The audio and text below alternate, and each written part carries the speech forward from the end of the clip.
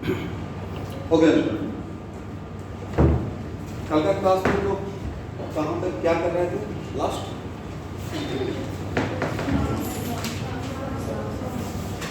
Mass of one atom. तो सबको मोटामोटी ये कॉन्सेप्ट तो क्लियर हो गया कि मास ऑफ वन एटम के लिए होना चाहिए था मास नंबर इनटू एम, जो कि इंटीग्रल होना चाहिए था। But what is the paradox of fractional होता है? जब आइसोटोप रहेगा तो आइसोटोप के केस में हम लोग क्या लेते हैं, उसका एवरेज लेते हैं। और कैसे एवरेज एटॉमिक वेट निकालते हैं तो थोड़ा देर बाद में सिखाऊंगा, ठीक है। अब मेन थिंग, अब हम लोग आते हैं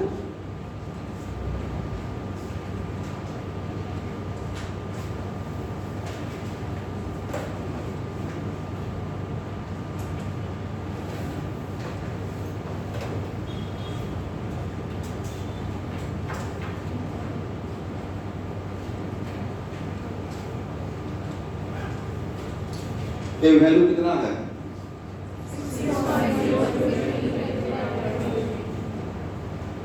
6.023 into 10 to the power 203। ये नंबर कहाँ से डिराइव किया गया, इसलिए रेफरेंस क्या लिया गया था इनिशियली? एक्चुअल में इनिशियली रेफरेंस लिया गया था हाइड्रोजन का, बाद में रेफरेंस को हाइड्रोजन से रिप्लेस करके रेफरेंस दिया गया ऑक्सीजन का, और अभी के टाइम पे रेफरेंस क्या है? कार्बन 12। क्या है? तो उस टाइम पे कैलकुलेट किया गया था, हम लोग हाइड्रोजन से स्टार्ट करेंगे, कि हाइड्रोजन का 1 ग्राम में हाउ मच, जितना हाइड्रोजन का नंबर ऑफ एटम्स रहेगा वो वैल्यू ए था। करेक्ट है? समझ में आया कि कहां से एक नंबर डिराइव किया गया है? इसको पॉइंट बनाइए, फर्स्ट पॉइंट।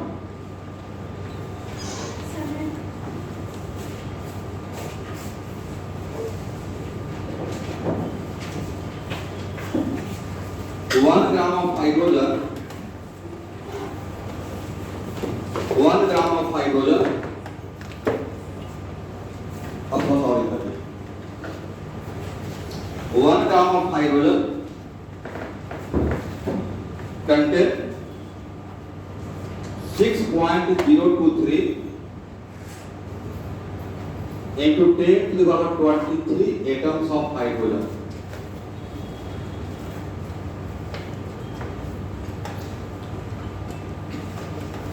ये पहला पॉइंट हो गया। बाद में किसको रिप्लेस किया गया है? ऑक्सीजन। और ऑक्सीजन के लिए देखा गया तो 16 ग्राम में कितना, 16 ग्राम में इतना आइटम है। बट हम लोग ऑक्सीजन पर नहीं आएंगे, हम लोग अब डायरेक्ट कार्बन पे आ जाएंगे, जो अभी का रेफरेंस है। अभी लिखेगा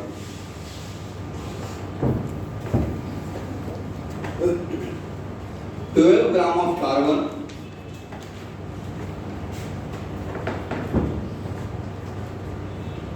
12 gram of carbon, 12 gram of carbon, 12 ये मैंने नाम बोला।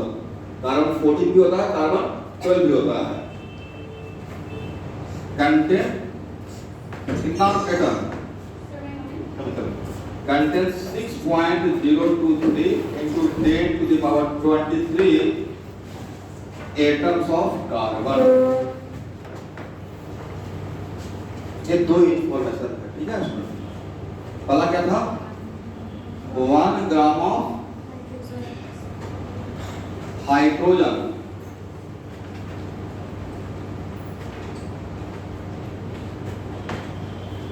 Contain 6.023 into 10 to the power 23 atom of hydrogen. अब क्या देखिए, ध्यान से देखिएगा स्टूडेंट। 1 यहाँ पे अगर आपको ये बोल दिया जाए कि वह इतना एटम का मास, क्या देखो है, इतना हाइड्रोजन के लिए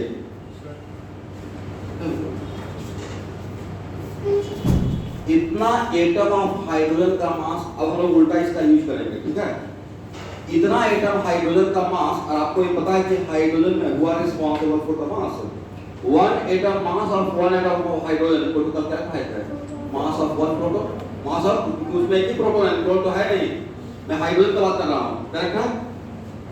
तो क्या उल्टा कर सकते हैं कि कितना एटम हैविंग 1 ग्राम, देन 1 एटम हैविंग कितना ग्राम, कर सकते हैं ना यूनिट मेथड ऐसे। सिंस इसका शॉर्टकट में क्या नाम दें, Na, इसके बदले ये है क्या, ये है Na। अब समझ में आ गया कि एवोगाड्रो नंबर कहाँ से डिराइव किया गया है, कहाँ से डिराइव किया गया था? इनिशियली हम लोग हाइड्रोजन को रेफरेंस मानकर वहां से डिराइव किया, बाद में रेफरेंस से रिप्लेस कर दिया गया, करेक्ट है? तो Na atom of hydrogen having mass equal to 1 ग्राम, तो 1 एटम का मास कितना रहेगा? Then 1 atom having mass equal to what? 1 by Na। और अगर ध्यान से देखेंगे तो 1 by Na gram he 1 AU है। कल क्लास में 1 by Na ग्राम ही क्या है? क्लास में आप ये भी बोल सकते हो mass of 1 atom of hydrogen equal to 1 Na। कहीं पर मुझे यूज करना रहा इस बात का तो क्या डायरेक्टली यूज कर सकते हैं? Mass of 1 atom of hydrogen equal to what? 1 Na। अगे चलिए, and this is equal to what? 1 AM।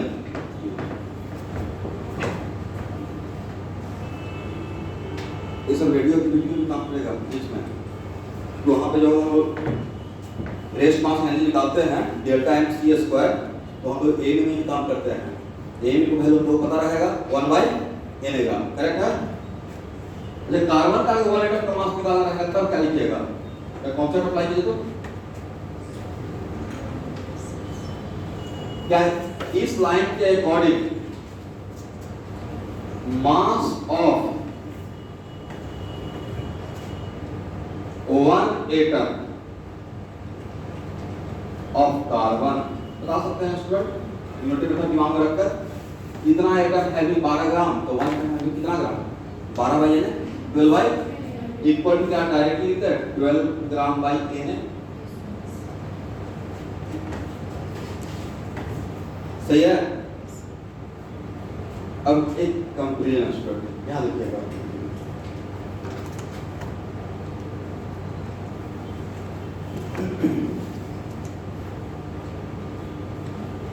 mass of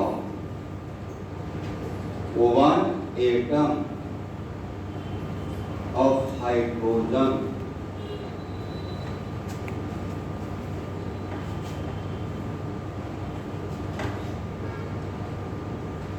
and mass of 1 atom of carbon, थोड़ा सा हटाना पड़ेगा, mass of 1 atom of hydrogen और mass of 1 atom of carbon के बीच में equal का साइन दे सकते हैं या नहीं दे सकते हैं? याद रखिए 1 एटम हाइड्रोजन का मास कितना है 1 बाई Na ग्राम, और उसका मास कितना है 12 बाई Na ग्राम। तो कार्बन का 1 एटम हाइड्रोजन के 1 एटम से कितना टाइम्स हेवियर है? 12 टाइम्स हेवियर है ना भाई, 12 टाइम्स। और ऐसे भी देखो कार्बन में कितना है न्यूक्लियस 12, इसका मास कितना था 12 Mu बोलिए यस 1 एटम का। कल के क्लास के अकॉर्डिंग हाइड्रोजन में कितना न्यूक्लियस है? How many nucleus in hydrogen? 1। इसका 1 एटम का मास कितना था स्टूडेंट? आप यहां से भी तो बोल सकते थे, यहां से भी बोल सकते थे, राइट? तो बोलिए ए है मास ऑफ 1 एटम ऑफ कार्बन, कल के क्लास के अकॉर्डिंग वही बात वहां पे लिखे हुए हैं, कुछ नया बात नहीं लिखे हुए हैं, राइट? अगर ध्यान से देखो तो 12 बाई n है, तो 12 बाई n को 12 अगर बाहर कर देते हैं तो 1 बाई n मतलब a ही, राइट? मतलब एक ही बात को इधर से उधर घुमा रहे हैं और कुछ नहीं कर रहे हैं। तो यहां से हम बोल सकते हैं कि mass of 1 atom of carbon is 12 times heavier with respect to mass of 1 atom of hydrogen. कितना टाइम ज्यादा भारी है? 12 टाइम ज्यादा भारी है।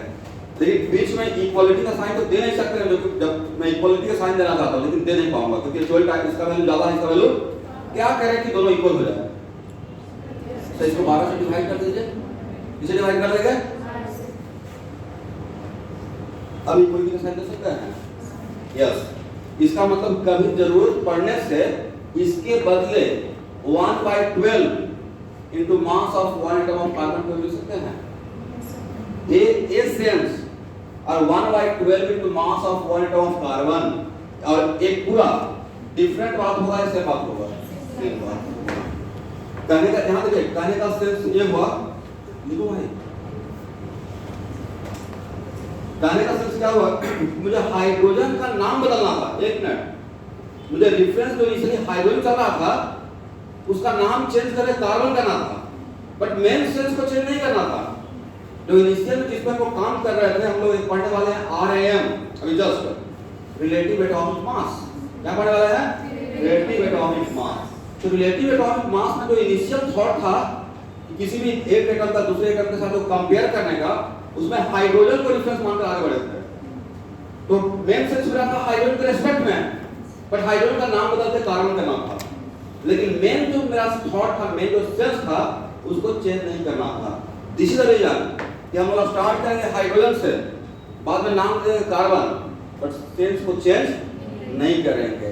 तो सेंस को चेंज नहीं करने का एक ही तरीका है कि मुझे मास ऑफ 1 एटम ऑफ हाइड्रोजन के बदले में कार्बन के टर्म में रिप्रेजेंट करना है, बट वैल्यू सेम रखना है। क्या करेंगे?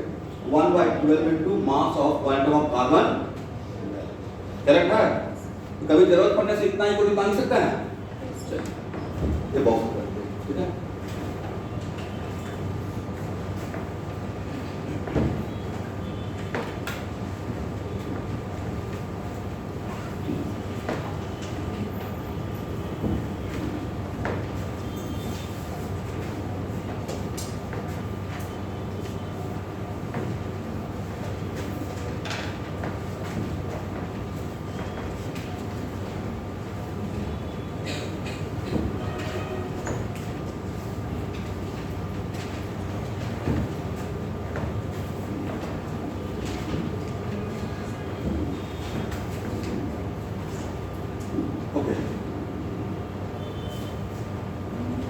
क्या लिखा स्टूडेंट, क्या लिखा है? इसका फुल फॉर्म लिखिएगा, रिलेटिव एटॉमिक मास।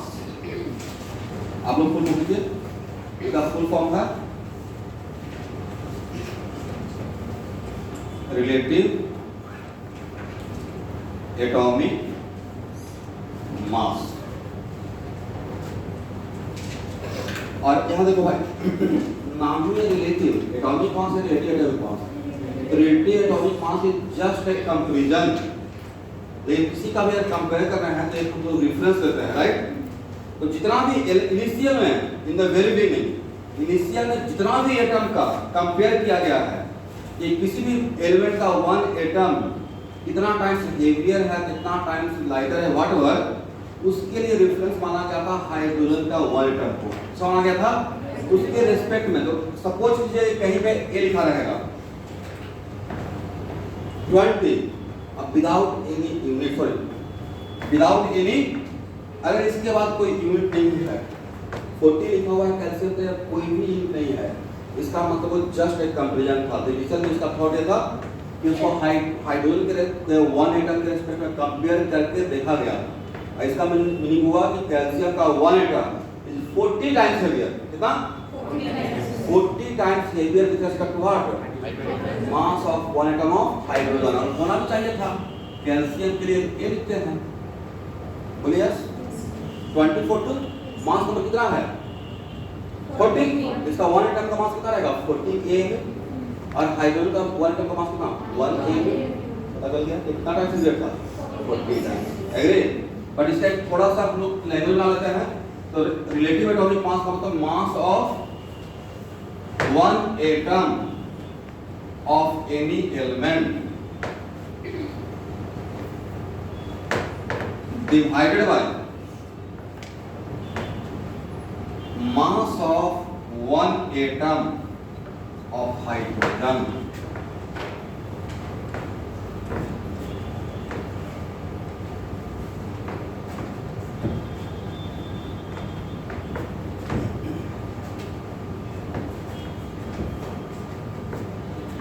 करेक्ट है ना? अब यहाँ देखना है एवरीवन, बोलिए ऊपर में क्या है? मास, और नीचे में भी क्या है? तो नहीं था, ये कैंसिल हो जाएगा। तो रिलेटिव एटॉमिक मास हैविंग सब unit m plus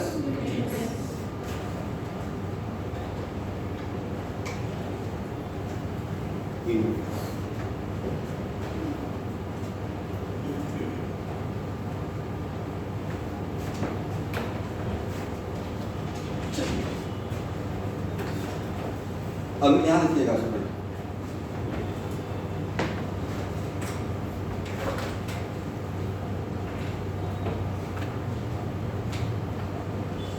mass of one atom of given element, इसका कंपेयर करना है रिलेटिव। अच्छा, इसके बदले क्या लिख सकते हैं? तो लिख सकते हैं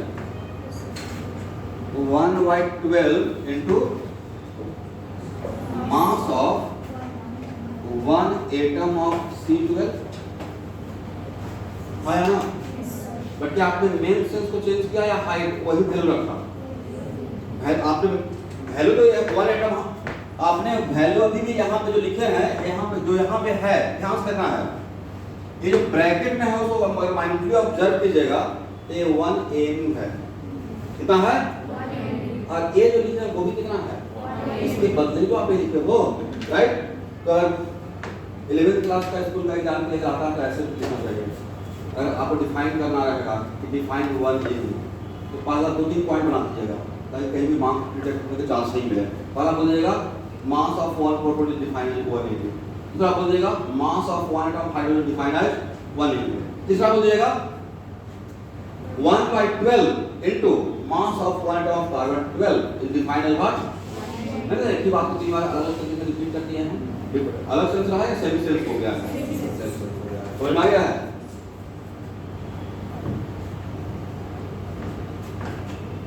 लिखना है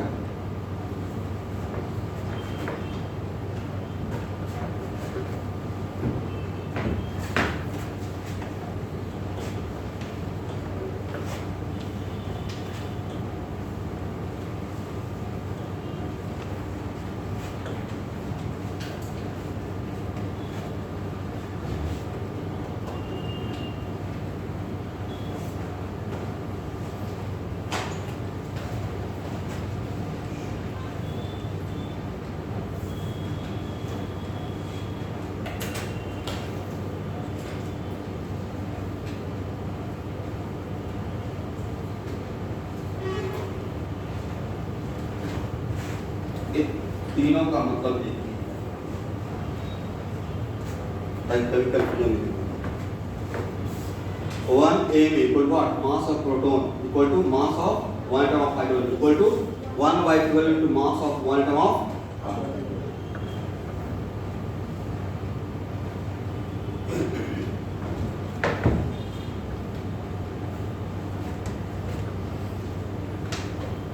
अब यहाँ देखिए, यहाँ देखिएगा सोडियम के आगे से 23 लिखा हुआ है, कुछ भी हिंट नहीं दिया हुआ है, तो ये क्या है?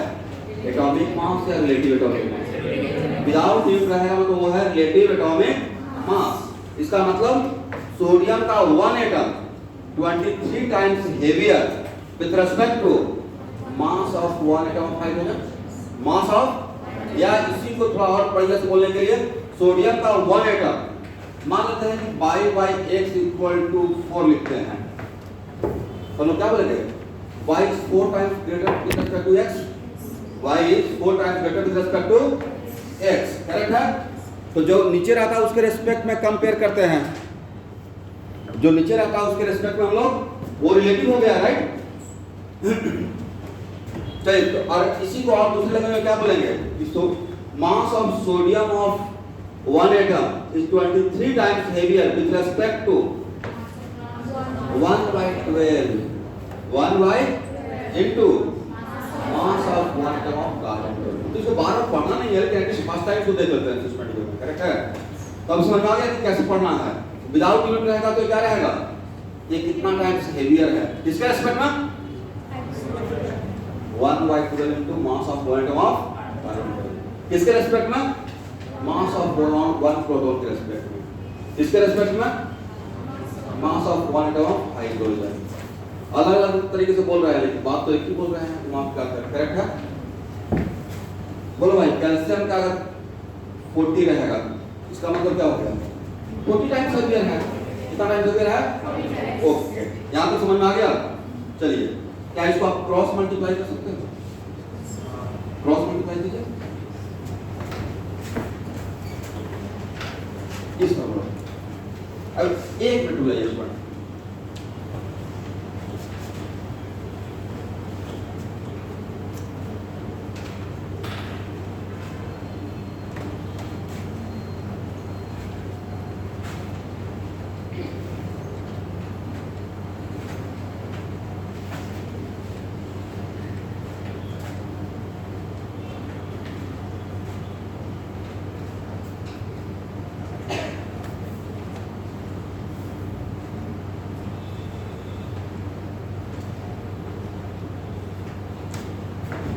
क्या लिख सकते हैं इस फॉर्मूला से? जो डिनोमिनेटर में वो है था वो क्या था? 1 mu क्या था? अब क्रॉस मल्टीप्लाई कीजिए। ये क्या था? 1 mu, ये भी क्या था? 1 mu। क्रॉस मल्टीप्लाई करेंगे तो क्या लिखेंगे? Mass of 1 atom of any element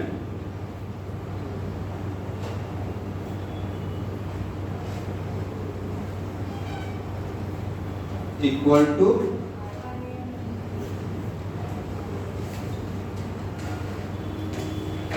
अब देखो डिफरेंस समझो। और मास ऑफ वन एटम, एक मिनट, मास ऑफ वन एटम बोलेंगे एटॉमिक मास। वन एटम का मास क्या बोलेंगे? और वन मॉलिक्यूल का मास क्या बोलेंगे? Molecular mass. करेक्ट है? तो यहाँ पे क्या लिखा है? मास ऑफ वन एटम मतलब ये क्या है? एटॉमिक मास है। करेक्ट है? तो आज के बाद रिलेटिव एटॉमिक मास में जो कि जस्ट एक नंबर था विदाउट यूनिट, उसमें क्या लगाने से वन एटम का मास मिल जाएगा? क्या लगाना है? ये। करेक्ट है?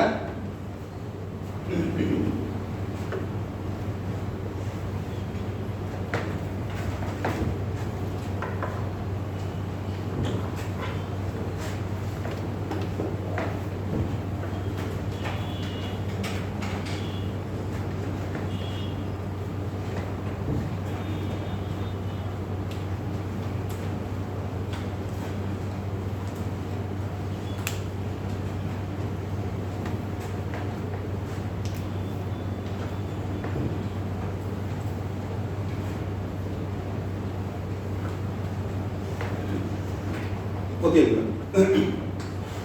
अब बोलो है दोनों में डिफरेंस बताइए। एक में मैंने नाइट्रोजन में सिर्फ 40 लिखा विदाउट यूनिट, दूसरा लिखा 40 ए में। What is difference? That is just a comparison. A R A N था, क्या था? और एक था एटॉमिक मास। डिफरेंस समझ में आ गया?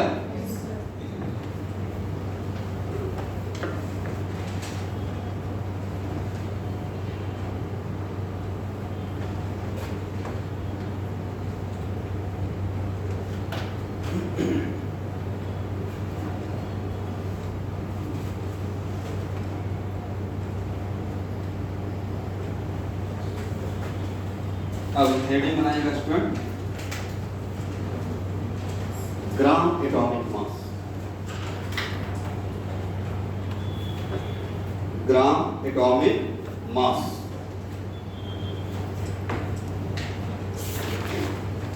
चलिए देखिए, एनसीईआरटी में जो लिखा था डिफरेंस वो मैं पहले पढ़ता हूँ।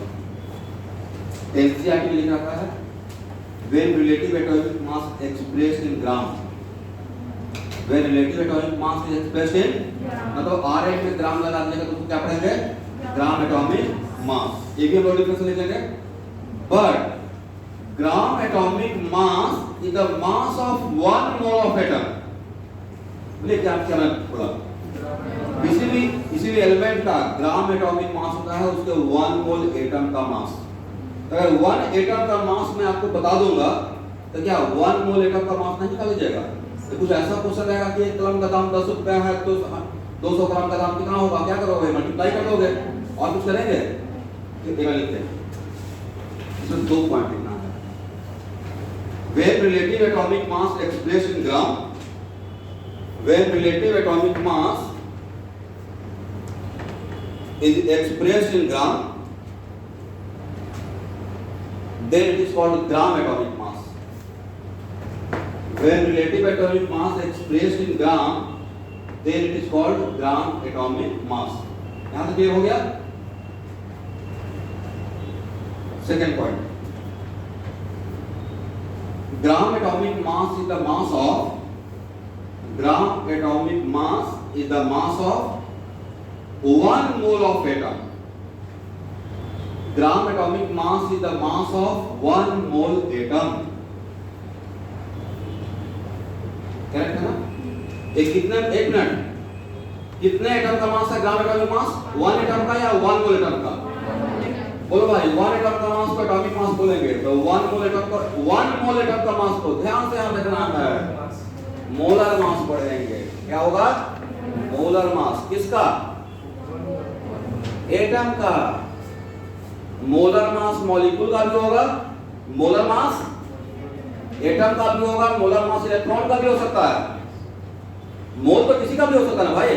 कल के क्लास में आप लोग बोल रहे थे ना सर 1 मोल एक संख्या है, क्या है? नंबर है। तो 1 मोल क्या हो सकता है? 1 मोल मैंगो भी हो सकता है, तो बहुत बड़ा पहलू हो जाएगा, राइट? 1 मोल इलेक्ट्रॉन भी हो सकता है, 1 मोल प्रोटॉन भी हो सकता है। तो जिसका 1 मोल लेंगे उसका मोलर मास बोलेंगे, और 1 मोल एटम ले रहे हो बोलेंगे मोलर मास ऑफ एटम। क्या लिखिएगा? 1 मोल मॉलिक्यूल लेंगे तो बोलेंगे मोलर मास ऑफ मॉलिक्यूल या molar mass of compound. 1 mole ion लेंगे क्या बोलेंगे? Molar mass of ion. इतना आसान भाषा तो है। अब इसमें बदल हो रहे हैं कि आरएन क्या है? आरएन कुछ नहीं है, it is just a comparison. एक उसने रेफरेंस तैयार किया गया था, किसका? आयरन का। बाद में रिप्लेस कर दिया गया किससे? सेंस। मेन सेंस को चेंज करते हुए सेंस वही रहा था। क्यों सेंस वही रहा था? तर हाइड्रोजन नीचे था तो 1 उसका वैल्यू 1 ही था, कार्बन भी डाल दिए नीचे तो 1 ही तो डाले हैं, बस नाम चेंज कर दिए। क्या हो गया? नामकरण चेंज हुआ, बट मेन सेंस। अच्छा, ऐसा क्यों हुआ होगा? क्या वजह होगा चेंज करने का? हालांकि कोई पूछेगा नहीं आपसे किसके लिए। एक्चुअली हाइड्रोजन में बहुत ज्यादा आइसोटोप का परसेंटेज था, बट कार्बन में जो आइसोटोप रहता है उसमें C12 का मात्रा बहुत ज्यादा रहता है, जो भी कार्बन का साइड उठा हो गया। दैट वाज इसके कार्बन को रेफरेंस मानते हुए एरर कम आ रहा होगा, करेक्ट? एनीवे, ठीक है, तो लिख रहे हैं which is also, कौन देखो, which is also known as molar mass of atom, which is also known as molar mass of atom.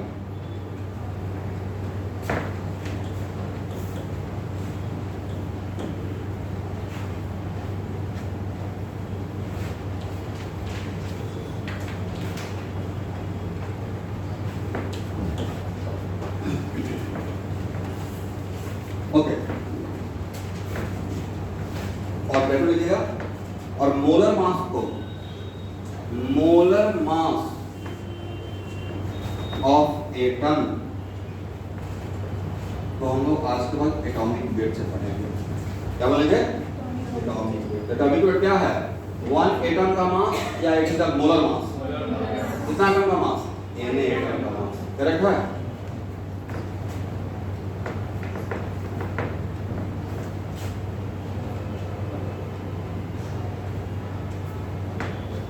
Calcium का 40 है और 40 Am है, दोनों में डिफरेंस समझ में आ गया है? हो सकता है क्या डिफरेंस है स्टूडेंट? एक क्या था? रैन, और एक क्या था? एटॉमिक।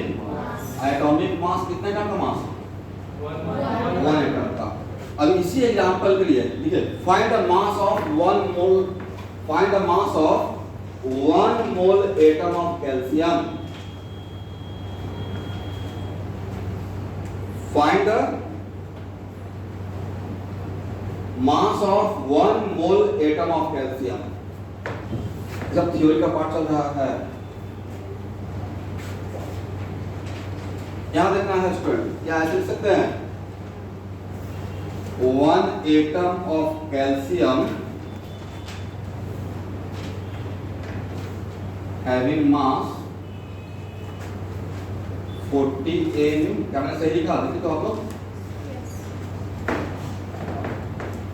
आपके सामने तो है बेटा, राइट? तो कितना आइटम का निकालना है? 1 मोल, और 1 मोल में कितना आइटम? Na। तो Na atom of calcium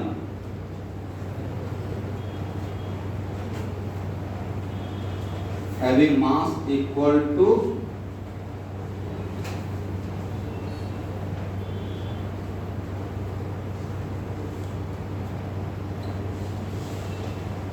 40 AMU।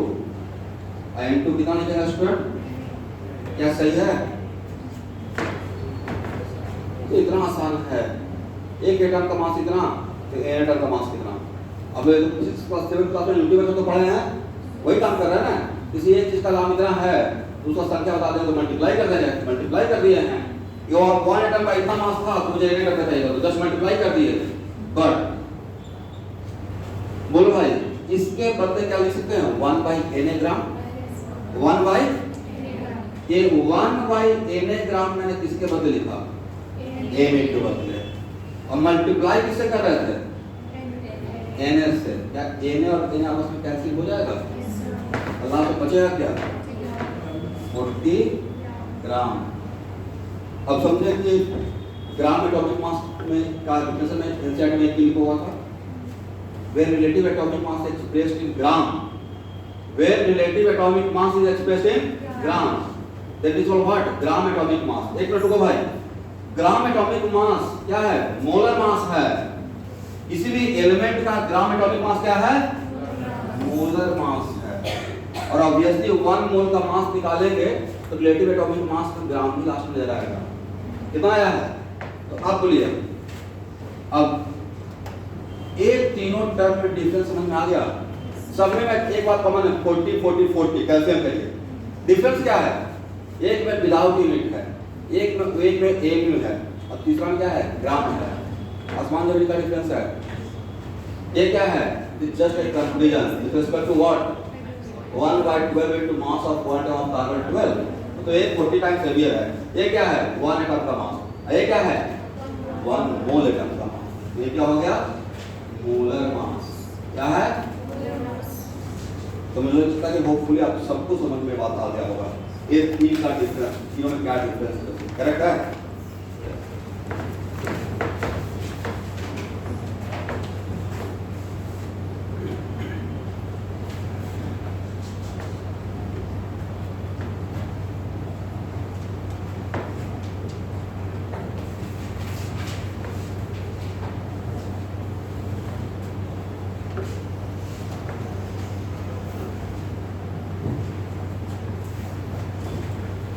Okay student,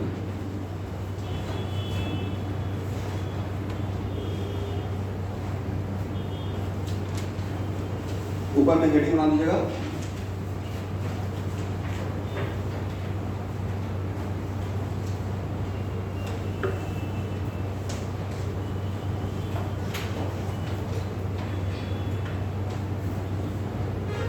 mass mole conversion, mass mole conversion and mass particle conversion। अब पहले इसको समझिए। कल के क्लास में कौन सा कन्वर्सन पढ़ाया था स्टूडेंट? पार्टिकल मोल कन्वर्सन, याद है? पार्टिकल मोल। अब आज से बहुत साल पहले, लेट अस सपोज बहुत साल पहले, जब करेंसी नहीं चलता होगा, अब तब किसी चीज का एक्सचेंज करते थे, तो उसमें एक सिस्टम था। सिस्टम क्या नाम था? नहीं तो वो अप्रोक्सीमेट था कि आपके यहाँ इतना राइस हुआ, मेरे यहाँ इतना मैंगो हुआ, मुझे मैंगो चाहिए, कुछ चेंज कर लेंगे। उसको थोड़ा ऊपर नीचे हो सकता है। आज के डेट में क्या करोगे अगर चेंज करना रहेगा तो? सर राइस को करेंसी में कन्वर्ट करेंगे, करेंसी से मैंगो परचेज करेंगे। तो बीच में ब्रिज का काम कौन कर रहा है? करेंसी कर रहा है। इन सिमिलर फैशन मास यहाँ देखना है, मास को पार्टिकल में कन्वर्ट करना है। ध्यान सुनना है, इसको मास को पार्टिकल में कन्वर्सन करना है। कैसे कन्वर्ट करोगे? सर एक काम करेंगे, इसी तरीके से अगर मास से मोल पे आ जाए, मास से किस पे आ जाए तो मोल को तो हम लोग नंबर ऑफ एटम में कन्वर्ट कर सकते हैं just by multiplying N, agree. और अगर पार्टिकल को मास में कन्वर्ट करना है तो पार्टिकल को मास में कन्वर्ट करना है तो किसी तरीके से मोल पे आ जाए। और अभी तो मैं लिखा वो पढ़ाने के बाद फिर मोल से मास तो आ सकते हैं, तो मेरा हेडिंग क्या है, मास मोल कन्वर्सन। तो ये कन्वर्सन अगर सिखा देंगे तब बोले पार्टिकल को मास में कन्वर्ट करना है तो पहले पार्टिकल से मोल पे आ जाएंगे। अब पार्टिकल से मोल पे आने का तरीका एन से डिवाइड कर देंगे, तो एन से डिवाइड करने से क्या आ गया मोल, फिर मोल से कहां जाएंगे मास। इसका मतलब है पार्टिकल को मास और मास को पार्टिकल में कन्वर्ट करने के लिए ब्रिज का काम कौन करने वाला है, मोल। समझ आ गया। आगे चलकर पार्टिकल को वॉल्यूम में भी कन्वर्ट कर सकते हैं, वॉल्यूम को मास में भी कन्वर्ट कर सकते हैं, राइट। तो यहाँ तीन चीज तो रहेगा, ध्यान से सुनो भाई, mass volume particle, mass volume particle, और इन तीनों को एक दूसरे में कन्वर्ट करना है तो सेंटर ऑफ अट्रैक्शन रहेगा बीच में मोल।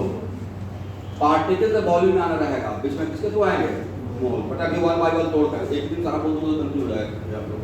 तो पहले इसको यहाँ पे सीखने से पहले मैं एक क्वेश्चन बनाइए, तब आगे आपको समझाएंगे।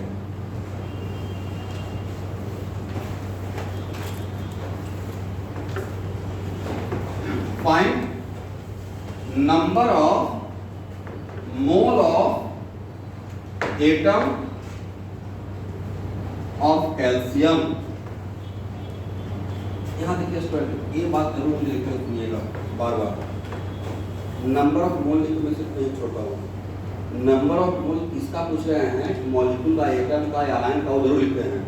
तो मैंने यहाँ पे क्या लिखा, find the number of mole of molecule बोलेंगे atom, number of mole of atom of calcium in 100 gram of calcium. कैसे सॉल्व करेंगे, और डेटा ऐसे दिया रहेगा, और नहीं भी दिया रहेगा तो डेटा आपको यहाँ पे ड्रॉप करके शुरू कर लीजिएगा। ए डेटा दिया हुआ है, सिर्फ ए दिया रहेगा, कोई नहीं दिया रहेगा, तो आपको क्या दिया हुआ है, रिलेटिव एटॉमिक मास। बट क्या रिलेटिव एटॉमिक मास को मोलर मास में कन्वर्ट नहीं कर सकते हैं, क्या लगा देंगे, ग्राम, क्या लगा देंगे, ग्राम लगा देंगे, राइट। तो यहां से एटॉमिक वेट पता चल गया, बोलिए कितना ग्राम, 40 ग्राम, एक मिनट को है। और आपको चाहिए क्या, इतना मास में कितना मोल है कैल्शियम एटम का, करेक्ट है। तो क्या ऐसे यूनिटरी मेथड कर सकते हैं, 40 ग्राम of calcium contain 1 mole, contain कितना मोल, 1 मोल। क्योंकि मास को मोल में पूछ रहे थे, मास को तो वैसे ही चले हैं, क्योंकि मुझे इसका मोलर मास पता है, तो इसको लिख सकते हैं ना, 40 ग्राम ऑफ कैल्शियम कंटेन 1 मोल। तो 1 ग्राम ऑफ कैल्शियम कंटेन कितना मोल, 1 बाय 40 मोल, वेरी गुड। तो कितना ग्राम में निकालना था, 100 ग्राम में, तब क्या रहेगा 1 बाय 40 इंटू 100, क्या रहे, कितना होगा स्टूडेंट, 100 बाय 40, कितना वैल्यू आया, 2.5। बट ऊपर में क्या है, मास, ऊपर में क्या है, नीचे में क्या है, मोलर मास। ऊपर में क्या है, मास, नीचे में क्या है, इसका मतलब है कि मास को मोलर मास से डिवाइड करेंगे तो क्या मिल जाएगा, नंबर ऑफ एटम। मास को किससे डिवाइड करेंगे, मोलर मास से, तो क्या मिल जाएगा, number of, sorry mole, number of mole. Mass को मोलर मास आपको करेक्ट पता नहीं है, तो दिमाग में चलता है वही रहता है, सबसे अच्छा हो जाता है। तो ऊपर में क्या है, मास, और नीचे में क्या है, मोलर मास, मिलेगा क्या, नंबर ऑफ मोल। बट नीचे, ऊपर में मास, नीचे में जिसका भी मोलर मास आएगा, यहाँ पे मोलर मास किसका है, बोलिए एटम का, क्या है, तो यहाँ पे नंबर ऑफ मोल किसका मिलेगा, एटम। नीचे में अगर मोलर मास मॉलिक्यूल का रहता तो नंबर ऑफ मोल किसका मिलेगा, मॉलिक्यूल का। नीचे में अगर मोलर मास आयन का रहेगा तो नंबर ऑफ मोल किसका मिलेगा, तो नीचे का नाम देख लीजिएगा। अगर आप एटॉमिक वेट से डिवाइड कर रहे हो तो number of mole of atom मिलेगा। Molecular molar mass of molecule, मतलब मॉलिक्यूलर वेट से डिवाइड कर रहा हो तो number of mole of molecule मिलेगा। आयन का मोलर मास से डिवाइड डिवाइड करेगा तो क्या मिलेगा? नंबर ऑफ मोल्स ऑफ 9 मिलेगा। This is basic question. Okay,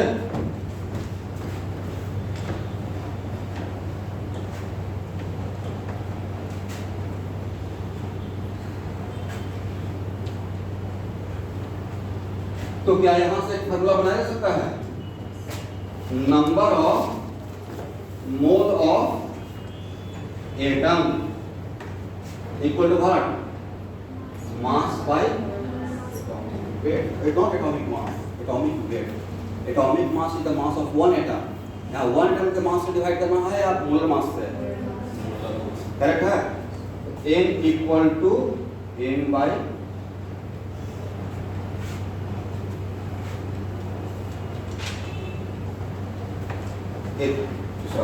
correct है? अब यहाँ देखिए क्रॉस मल्टीप्लाई कर सकते हैं। Atomic weight the number of mole of atom, cross multiply करेंगे तो क्या हो जाएगा student? Mass equal to what? Number of mole into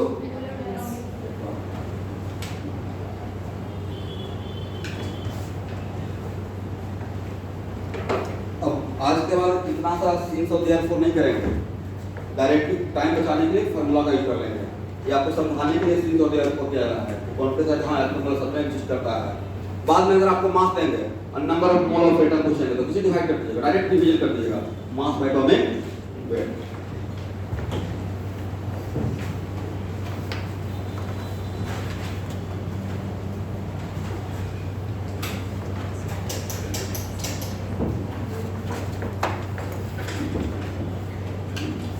यहां तक समझ में आ गया है?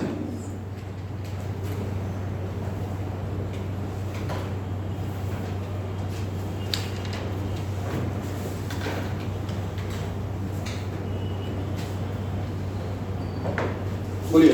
और अभी मैं काम कर रहा हूँ एटम्स के लिए, इसलिए वो बात काम कर रहा है एटम्स के लिए।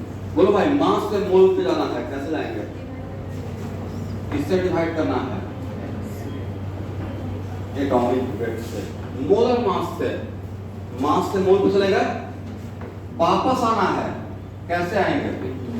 मल्टीप्लाई करेंगे, इससे मल्टीप्लाई करेंगे मोलर मास से, एटॉमिक वेट से, राइट? अच्छा, n है नंबर ऑफ एटम्स। n क्या है? Number of atoms. यहां से हटा सकते हो, कल के क्लास में तो पढ़ाया था, लास्ट क्लास में।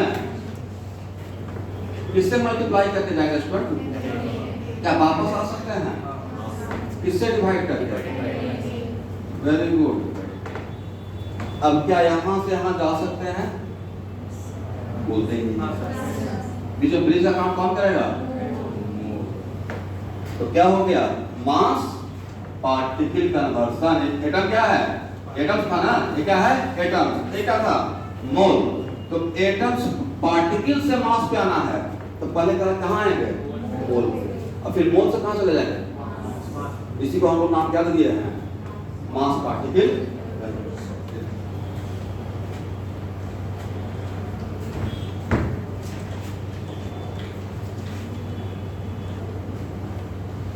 मोल थोड़ा स्लो चलूंगा, बहुत भाषण से पकड़ लगता है।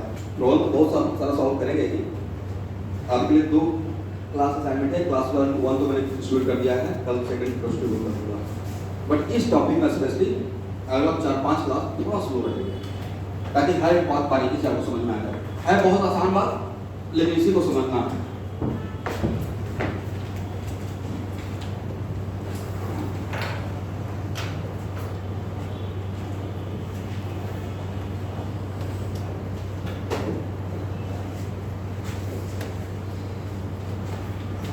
ध्यान रखिए,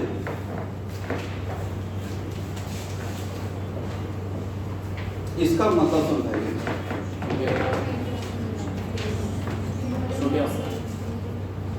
3 ग्राम एटम ऑफ सोडियम का क्या मतलब होता है?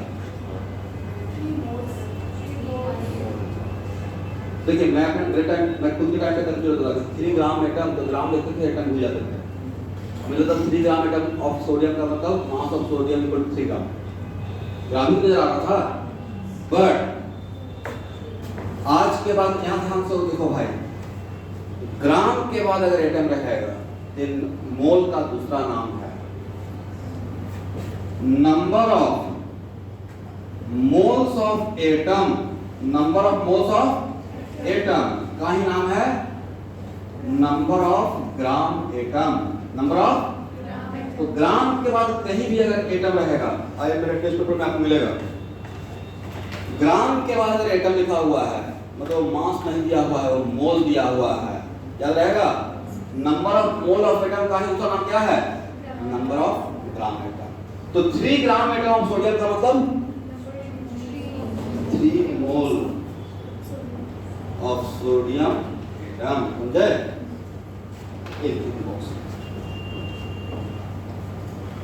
तो क्वेश्चन में कभी कभी ये पूछा था find the number of gram atom, find वो डायरेक्टली नहीं बोलते हैं find number of mole of atom, क्या बोलेंगे? Find number of mole of, find number of gram atom. तो नंबर ऑफ ग्राम, ग्राम के बाद मॉलिक्यूल नहीं बोल रहे हैं, ग्राम मॉलिक्यूल होता है। यहां देखो भाई, बात को समझिए, ग्राम और मॉलिक्यूल एक साथ लिखा रहेगा और ऐसे लिखा रहता है ग्राम मॉलिक्यूल। तो ग्राम मॉलिक्यूल का तो क्या? मोल ऑफ मॉलिक्यूल। ग्राम और मॉलिक्यूल एक साथ, तो क्या हम लोग मास का बात कर रहे हैं या नंबर ऑफ मोल्स का बात कर रहे हैं? तो क्या यहां से एक चीज लिख लिया जाए, नंबर ऑफ ग्राम मॉलिक्यूल्स इसका दूसरा नाम है, या इसी का दूसरा नाम क्या है? बोलो भाई, number of moles of molecules.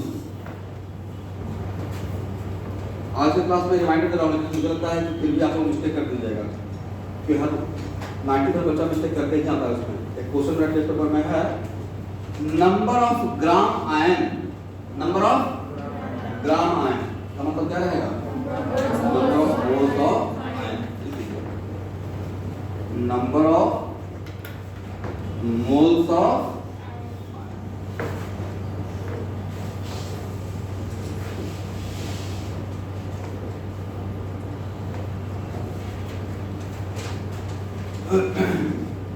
यहां तो बात समझ में आ गया?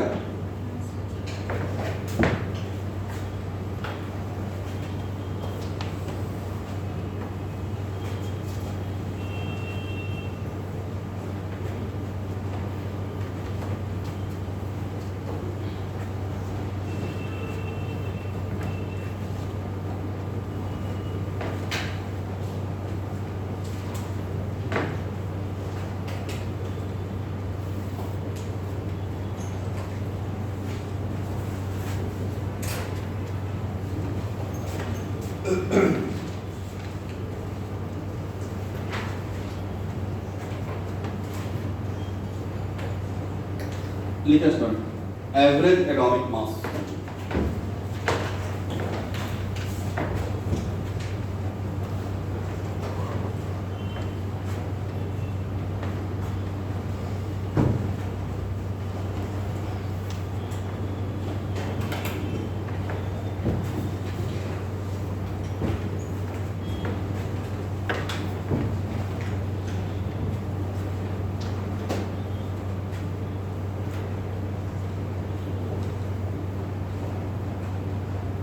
Average atomic mass.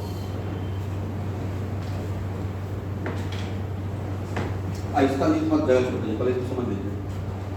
मानते हैं कि मेरे पास क्लोरीन 35 है और क्लोरीन 37 है, 35 और 37, और उसका इंफॉर्मेशन दिया गया है कि जो भी हम लोग सैंपल ले रहे हैं, एक्सरसाइज 1 का पहला कुछ सॉल्व कर रहा हूँ, एक्सरसाइज 1 के पास कुछ नहीं है, और इसका अगर परसेंटेज है 75%, कितना? और इसका परसेंटेज अगर 25% है, एक मिनट रुकना है, इसका मतलब हुआ कि अगर 100 एटम सैंपल का लिए, कितना? अगर हम लोग 100 एटम सैंपल लिए हैं क्लोरीन का, उसमें 75 एटम क्लोरीन 35 मिलेगा और 25 एटम क्लोरीन 30, और तब सैंपल का एटॉमिक मास पूछेंगे, तो 35 बोलना है, 37 बोलना है, या दोनों का एवरेज बोलना है? एवरेज बोलना है। इसका निकालने का तरीका होता है परसेंटेज ऑफ इनटू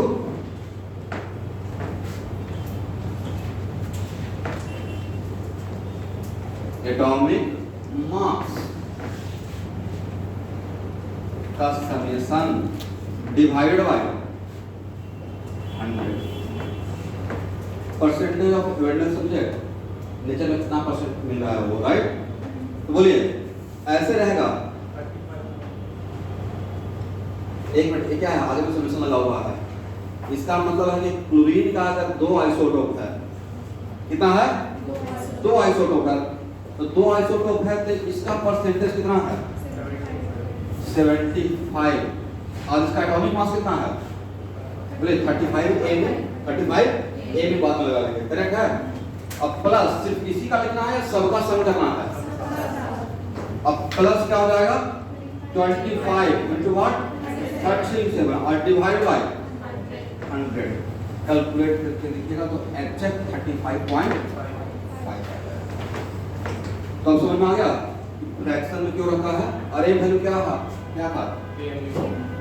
ये है एवरेज एटॉमिक। तो कल के क्लास तक हम लोग एक बात को लेकर चल रहे थे कि एक्चुअल, अच्छा अगर नेचर में किसी भी एलिमेंट का आइसोटोप, ध्यान सुनना है, नेचर में किसी भी एलिमेंट का आइसोटोप एग्जिस्ट नहीं करता, मतलब आइसोटोप का कॉन्सेप्ट ही नहीं करता, तो क्या यहाँ पे A into A mu का क्या होगा? इंटीग्रल में होगा। तो ये क्या था? Mass number into A mu। इसका मतलब यहाँ फ्रैक्शन आने का वजह क्या रहा? Due to isotope, due to presence of what? Isotope. Isotope की वजह से जब हम लोग यहाँ पे किसी सैंपल का लेते हैं तो एवरेज वैल्यू को लाते हैं, एग्जैक्ट नहीं, क्या लेते हैं? Average value. और एवरेज निकालने के टाइम पे, but it is not compulsory कि एवरेज ऑलवेज फ्रैक्शन में रहेगा, average can be integral as well as fraction, इसलिए ऐसा होगा। ठीक है, यहाँ तक समझ में आ गया? तो एग्जाम में आएगा तो लिख दिया जाएगा। ये यहाँ पे किसी भी एटम का एटॉमिक मास में फ्रैक्शनल वैल्यू जो A mu क्यों होता है, जबकि होना चाहिए mass number into A mu। क्या बोलना है? इसका मतलब किसी एलिमेंट का आइसोटोप एग्जिस्ट नहीं करेगा तो उसका mass number into A mu दिखेगा, लेकिन अगर आइसोटोप रहेगा तो ऐसा हो सकता और नहीं हो सकता है, करेक्ट है?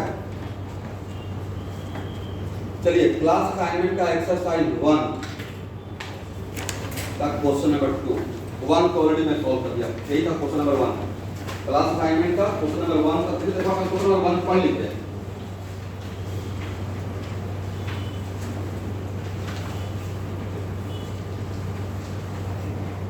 क्लास में नहीं है तो मिला क्यों मिला? लाइक और क्यों मिला?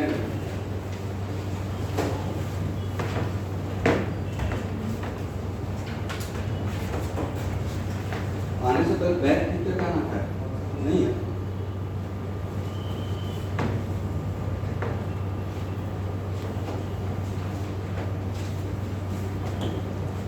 आप लोग प्लीज थोड़ा सा 9th 10th जैसा भी है रिक्वेस्ट है, तो अगर मुझे मोल पोर्शन पढ़ा रहे हैं तो मैं मोल पोर्शन का पानी का चेंज करूंगा, इसलिए ऐसे करने से थोड़ा टीचर को प्रॉब्लम आ सकता है। कोई वेरी सिंसियर जो भी बोलते हैं, बोलने के बार बार चिल्ला के थोड़े बोलूंगा, प्लीज असाइनमेंट परचेस करना, असाइनमेंट ले लीजिए अपने से। एक बार बोल रहे हैं कि आपका ये चीज यहाँ का मुझे इसका रिक्वायरमेंट है, तो इस बात को बहुत सीरियसली लो। कितना बार तो समझा रहे हैं जो प्लानिंग करके जो पढ़ रहे हो वो आप बोर्ड से नहीं पढ़ रहे हो, वो कैरियर में की क्लास से पढ़ रहे हो, तो ना जॉब के लिए उसमें तो आपको एकदम बहुत बढ़िया से डिसिप्लिन होना पड़ेगा और हाई मैनेजमेंट के साथ पढ़ना पड़ेगा। चीज़ें छोटा ही कम ही पढ़ना है, बहुत बड़ा चीज़ नहीं पढ़ रहे हो तो आप लोग साइंटिस्ट नहीं हो गए, लेकिन स्टार्टिंग तो यहाँ से ही होता है। हो गया? सेकंड क्वेश्चन आइए।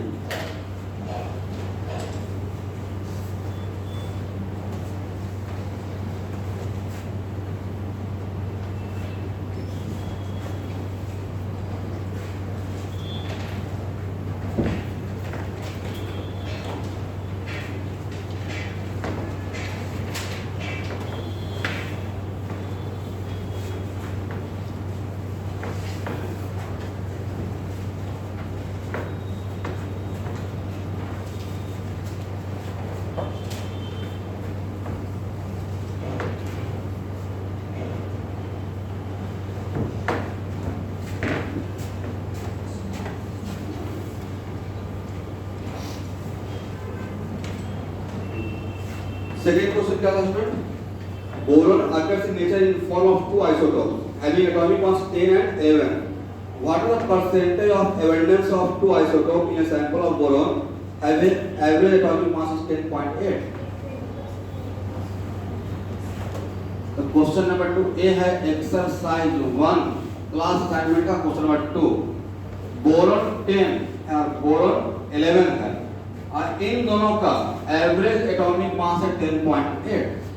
तो इसका नेचुरल परसेंटेज है, इसका नेचुरल परसेंटेज निकालना है। करेक्ट है? तो हम क्या मान लेंगे? दो ही तो है, ये तो है नहीं। तो दो है तो एक का परसेंटेज मान लेंगे कितना? x। तो दूसरा का कितना रहेगा? 100 माइनस x। और उसको फॉर्मूला लगा देंगे एवरेज एटॉमिक मास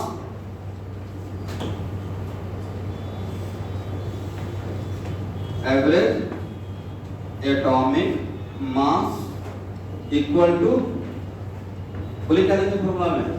x into 10 सही है, परसेंटेज इनटू एटॉमिक मास इंडिविजुअल इच आइसोटोप का और प्लस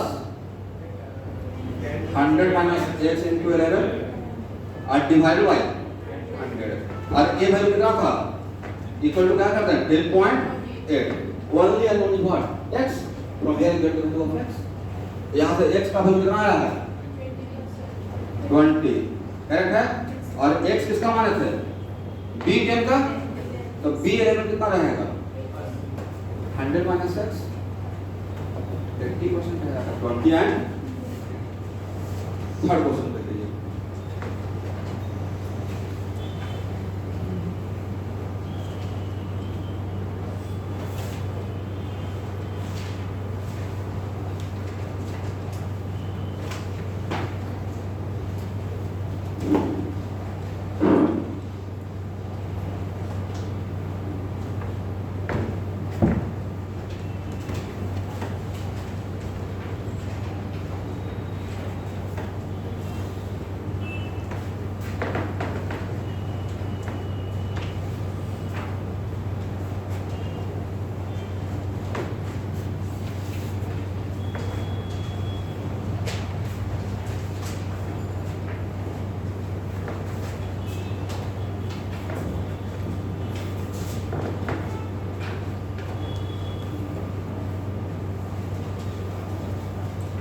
अब क्या हुआ? सेकंड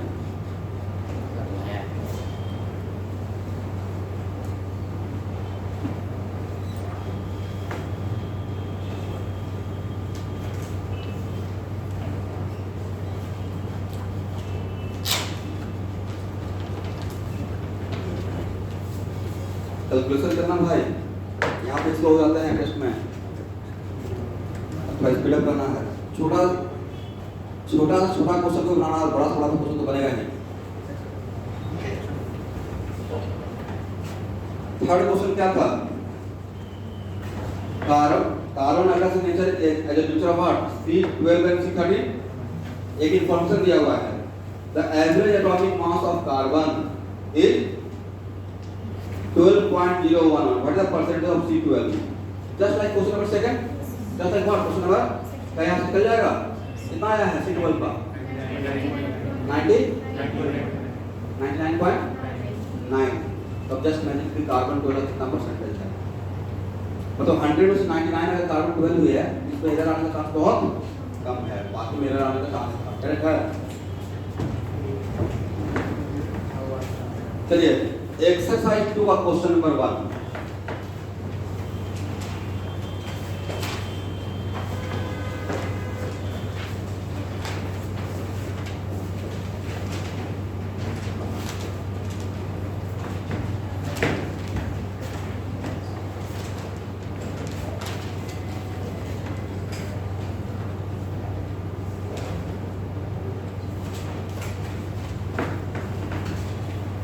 और मेरे तरफ से इंफॉर्मेशन ये दिया रहेगा और यहाँ पे डेटा में दिया, क्वेश्चन में दिया रहता है कार्बन के बस ये लिखा रहेगा 12। तो कार्बन के लिए 12 अगर लिख दिए, ध्यान रखिएगा, तो जो भी रिक्वायरमेंट रहेगा उस रिक्वायरमेंट के अकॉर्डिंग काउंट करेंगे। 12 आते ही मैंने पास दो भी इंफॉर्मेशन आ गया है ना। 12 लिखा था विदाउट मतलब रिलेटिव एटॉमिक मास था।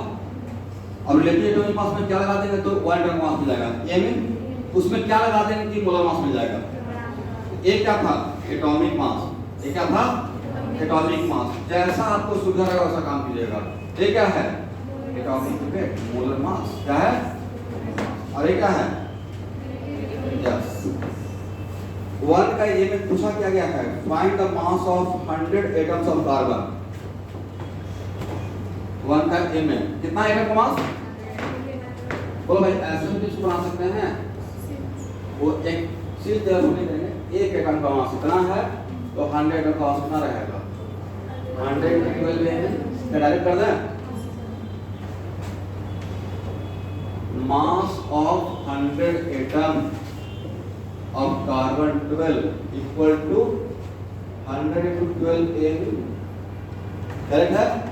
एक मिनट, लेकिन यहाँ पे जब मास पूछ रहे हैं तो ए में तो टर्म में नहीं छोड़ना है, मतलब 100 × 12 इनटू कितना ग्राम?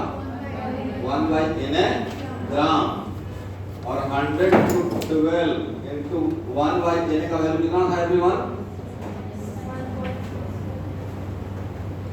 1.67 × 10⁻24। अब इसको कैलकुलेट करके आंसर करना, इधर पे कैलकुलेट करके हो जाएगा। तो जब भी मास पूछा जाएगा तो ए में छोड़ ए क्यू में छोड़ देना है, या ए में को ग्राम में कन्वर्ट करके आंसर बनाना है। ए में को ग्राम में कन्वर्ट करके, करेक्ट है एग्जाम में। अच्छा, एक तो ये हो गया, राइट। मान लेते हैं कि ये दिमाग में नहीं आया, तो इतना तो आएगा दिमाग में कि हम लोग दिए क्या है। ध्यान सुनना भाई, क्या दिए हैं? बोलिए एटम। क्या दिए हैं? बोलिए पार्टिकल। और क्या पूछ रहे हैं? मास। तो पार्टिकल से मास पे जाना है। ये मेरा ये तो फर्स्ट मेथड हो गया, जस्ट आपको फैमिलियर करने के लिए चीजों को कैसे। अभी देखिए, सीखने के लिए छोटा छोटा एग्जाम्पल लेते हैं, उसका एप्लीकेशन आगे चल के बहुत हो जाएगा। करेक्ट है? पार्टिकल से मास पे आना है, किसके थ्रू आओगे? तो भी कराता रहेगा। मान लेते हैं कि आपको याद नहीं था, बट ये बस यहाँ बैठा हुआ था कि पार्टिकल से मास पे कैसे जा सकते हैं, वाया व्हाट? मोल। तो सेकंड मेथड में ये भी तो काम कर सकते थे। पहले निकाल लेंगे नंबर ऑफ मोल, और number of mole equal what? Particle को मोल में, पार्टिकल से n/n। बोलिए n/। और जब मोल पे आ गए तो मास पे नहीं जा सकते हैं। एक मिनट, मोल किसका निकाले हो? एटम का। याद जरूरी है, ये गेम किसका था? एटम का। याद रखिएगा, जिसका पार्टिकल रहेगा उसी का तो मोल मिलेगा। पार्टिकल एटम का है तो मोल किसका मिलेगा? एटम का। दिमाग बढ़ाओ भाई, पार्टिकल एटम का है तो मोल किसका मिलेगा? एटम का। तो यहाँ से number of mole of atom हो गया, राइट। और n इक्वल टू, और मास मोल से क्या मास मिला सकते हैं? एक फार्मूला आज तो पढ़ाए हैं, n × what? Atomic weight. n कितना था? n/n। Correct. And atomic weight कितना है? क्या है? 12 ग्राम। 100/6 Na × 12 ग्राम। और अगर माइनसली ऑब्जर्व कीजिएगा तो ए वैल्यू और ए वैल्यू डिफरेंट है, सेम है। सेम तो होना ही पड़ेगा, बस बोलने का तरीका अलग हो गया, बनाने का तरीका, सोचने का तरीका अलग हो गया। बट एक्चुअली यहाँ से सॉल्व करें, यहाँ से सॉल्व करें, अलग आंसर आएगा, सेम आंसर आएगा। और मुझे भी ये पता है कि ज़्यादा आपको यही आता है, पार्टिकल से मास पे कैसे जाते हैं भाया। करेक्ट है?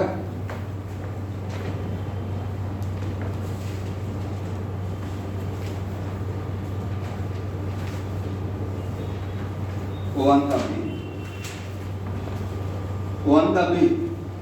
और सल्फर के लिए ए इंफॉर्मेशन दिया हुआ है, बाकी अपने कैलकुलेट के अकॉर्डिंग उसको कन्वर्ट कर लीजिएगा। मैं सल्फर के सिर्फ 32 लिख के छोड़ दूंगा तो काम चल जाएगा। सल्फर के सिर्फ 32 लिख के छोड़ देंगे तो मुझे एटॉमिक वेट चाहिए, तो क्या करना है? 32 ग्राम बोलना है। क्या बोले? 32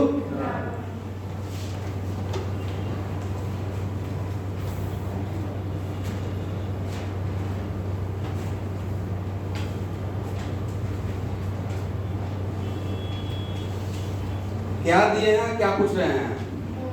क्या दिया हुआ है स्टूडेंट? किसका मोल क्या हो ज्यादा इंपॉर्टेंट है? आप डालो मोल किसका? आम का, इमली का, किसका रहेगा? ऐसे बोला number of mole of atom. क्या समस्या है? पूरा बात बोलने में या कंजर्वेशन ऑफ एनर्जी कर रहे हैं, एनर्जी बचा के रखना है। Number of mole of atom, देखिए अच्छा है डालने में टाइम लगेगा। जैसे आप लोग से होता करें तो खास में जो उनके लिए जो मतलब 12th पास करने के बाद क्लास ज्वाइन किए हुए हैं उनको साथ थोड़ा इशू रहेगा, उसको चलने से मैं पता जाता ही हूँ। आपने कहाँ पे क्या मिस्टेक किया आपको पता नहीं चला है, स्टार्टिंग से 0 लेवल से और बहुत बढ़िया साफ सुथरे तरीके से। और जब रिवीजन करते हैं दोबारा जब स्टार्ट करते हैं तो फिर से हर एक चीज़ पढ़ना चाहिए। आपको मैं इसका बहुत बड़ा एग्जाम्पल दे रहा हूँ। आपको मैं चाहता हूँ कभी ऐसा मौका मिले, कभी आप अगर IAS का आप UPSC का तैयारी करोगे ना, और आप जानते हैं बहुत सारा IITians UPSC क्रैक करता है, तो उसमें एक नंबर रहता है IIT और बीटेक करने के बाद, और तो उसमें कम से कम तो 10% या 20% लोग IAS के लिए जाते ही हैं, और जाते भी और निकालते भी हैं। और जस्ट इमेजिन, अब इमेजिन करो कि वो IITian है और उसका पूरा साइंस का बैकग्राउंड रहा होगा, 10th के बाद दूर तक इसका आर्ट्स से नहीं रहा होगा, करेक्ट है। और जब अगर वहाँ और वो लोग स्टार्ट कहाँ से करता है और लेते मोस्टली दिया जाता है, वो लोग जो लेते हैं वो ज्योग्राफी और कुछ और एक सब्जेक्ट चुनना होता है, हिस्ट्री नहीं तो ज्योग्राफी नहीं, कुछ और टॉपिक, ऐसा टॉपिक साइंस जानने से लेते हैं तो साइंस का पास मार्किंग कम रहता है तो लेते हैं आर्ट्स का टॉपिक, या तो ज्योग्राफी हो गया, नहीं तो इकोनॉमिक्स हो गया, इकोनॉमिक्स भी कम, लिटरेचर तो और भी कम, राइट, मार्क्स में कम होता है। कहते हैं सबको बोलता है कि क्या मेरा 80 में कम मार्क्स आया, अब लिटरेचर है। इंग्लिश अगर किसी को अगर आपको सीनियर इंग्लिश से ऑनर्स करता हो तो इंग्लिश जो ऑनर्स करता है तो 63% जो ऑनर्स में आता है बहुत बड़ा मार्क्स माना जाता है। 63% आप तो अगर 63% बहुत खराब स्टूडेंट होगा, 65 वो टॉप करता होगा अपनी यूनिवर्सिटी में, तो लिटरेचर में बहुत कम मार्क्स उठेगा, ठीक है। अगर मुझे जिसमें अपनी हम लोग हिंदी बोलते हैं सही थोड़े बोल रहे हैं, उसको बोल रहे हैं थोड़े रहेगा, प्रॉपर उसमें खड़े हुए रहेगा, प्रॉपर कहाँ पे कॉमा देना है, कहाँ पे ए देना है, कहाँ पे ई पे ज़्यादा स्पेस देना है, राइट, प्रॉपर तरीका रहेगा। हिंदी व्याकरण के बहुत पॉसिबल नहीं है। तो सोचो कि जब वो आज देता होगा तो जानते हैं वो लोग NCERT कहाँ से पढ़ना स्टार्ट करता है, 6th क्लास से। पहला इंट्रोडक्शन क्लास बोला था कि आप NCERT 6th क्लास से पढ़ाओ, अब उसके बाद 6th क्लास से पढ़ना पड़ेगा, मजबूरी है, पढ़ना पड़ेगा, पढ़ा जाता है 6th क्लास, फिर 7th क्लास, 8th क्लास, और वहाँ से लेकर वहाँ तक पहुँचा जाता है। और देखिए विल पावर, साइंस से बिल्कुल इंटायरली नहीं था, 180 से चेंज कर लिया और उसको करेक्ट करके दे जाता है।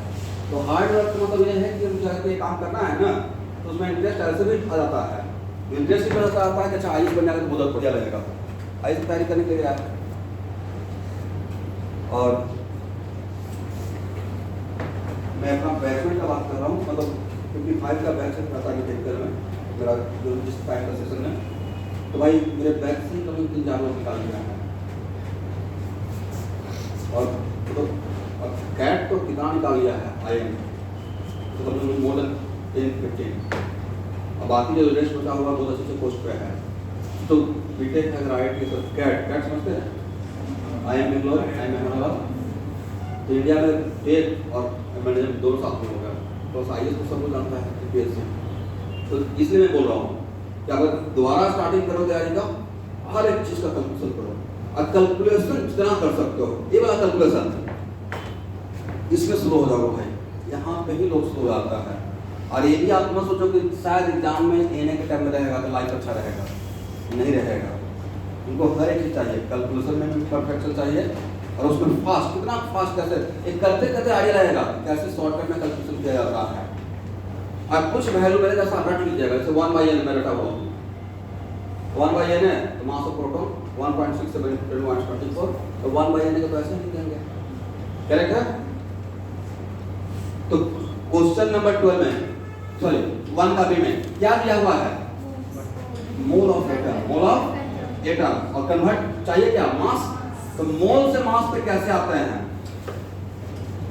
Direct formula, number mole into what, molar mass. लेकिन मोलर मास में मॉलिक्यूल का मास मोलर मास में या एटम का, ये इस बात पर डिपेंड करता है कि मोल किसका है, मोल है एटम का, तो मल्टीप्लाई किससे करेंगे, मोलर मास ऑफ एटम से।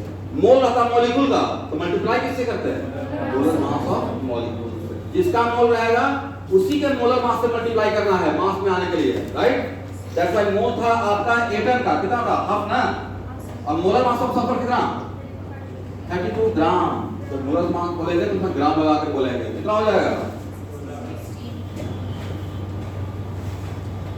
तो आपको टास्क दे रहा हूँ, कल के क्लास में आने से पहले एक नोटबुक में लिख लीजिए, वहां पर टीचर आंसर छू जाइएगा। क्वेश्चन नंबर 1 का सी डी ई, उसके बाद 2 का ए बी और 3, ये 3 क्वेश्चन बना कर आना। कल का क्वेश्चन मैं 3 क्वेश्चन से ही स्टार्ट करूंगा, ठीक है। बस बहुत कम क्वेश्चन दिया, 3 ही क्वेश्चन बना के आना है।